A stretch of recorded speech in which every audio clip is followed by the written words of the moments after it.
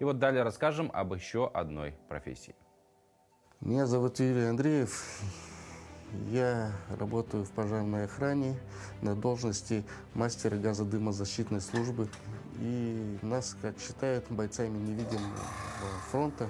Наше направление газодымозащитной службы заключается в том, чтобы обеспечивать газодымозащитников на пожаре дыхательными аппаратами и средствами индивидуальной защиты. Но эту профессию я выбрал еще с детства. Я жил в деревне. Первый раз я увидел там работу пожарных.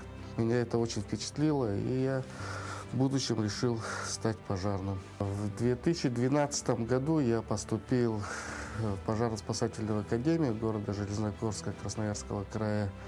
В 2018 году я получил диплом специалист пожарной безопасности.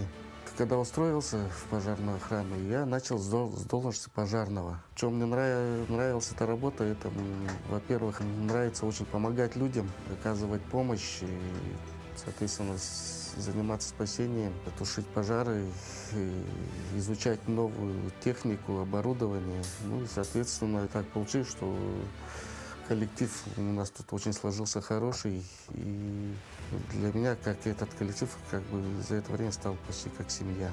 Тяжело бывает, когда при замене баллонов на дыхательных аппаратах во время пожара ребята приходят, чтобы поменять баллон пустой на полный.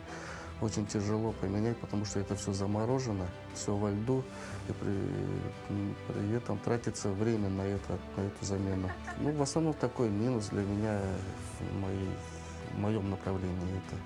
Со стороны пожарных, конечно, это вдвойне тяжелее.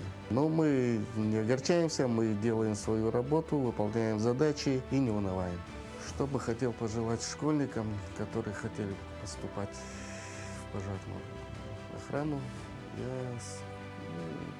главное учиться, не бояться трудностей, и тогда у вас все получится.